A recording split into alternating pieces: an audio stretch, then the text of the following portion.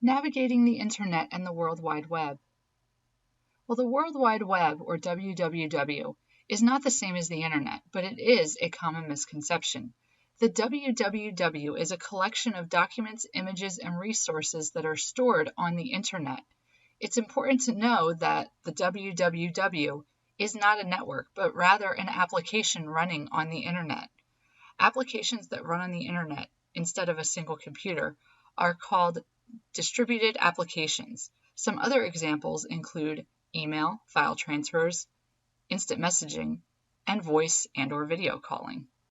Hypertext Markup Language, or HTML, is the standard language for data designed to be displayed in a web browser. Browsers such as Chrome, Firefox, and Safari need a markup language such as HTML to provide the backbone structure of how the content and resources located on the web page should look. Markup languages are designed to guide and format content that is viewed on the Internet. And here's a sample of what some of the HTML coding looks like. Previously, we learned about the client-server model, which is used by the World Wide Web.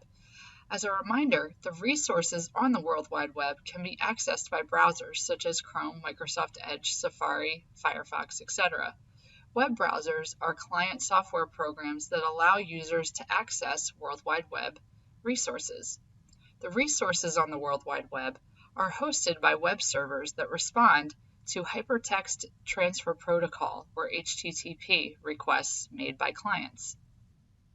A search engine is a software system that is designed to carry out Internet searches in a systematic way for a particular piece of specified information. Google is one of the most popular search engines. However, there are many others, such as Yahoo and Bing. So, how exactly does a search engine find what a user is looking for? Well, before we get to that, it's important to understand that when one does a search in a search engine, they aren't actually searching the whole web. Instead, they're searching that particular engine's index of the web, which is vast but not necessarily complete. Essentially, each search engine has its own software programs that gather and collect web pages across the World Wide Web in an index where they can be referenced when a user searches for something. So when a user types a keyword or phrase into the search engine, the software searches the index to find every page that includes those search items.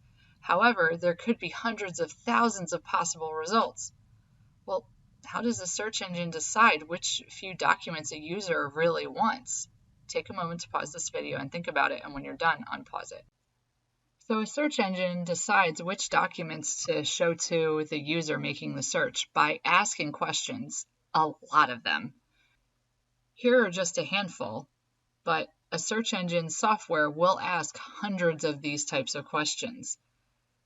So here are some examples. How many times does this page contain your keywords? Do the words appear in the title, in the URL, directly adjacent? Does the page include synonyms for those words? Is this page from a quality website, or is it low quality, even spamming? Was this page previously viewed by this user? What is this page's PageRank? And a PageRank rates a web page's importance by looking at how many outside links point to it and the importance of those links.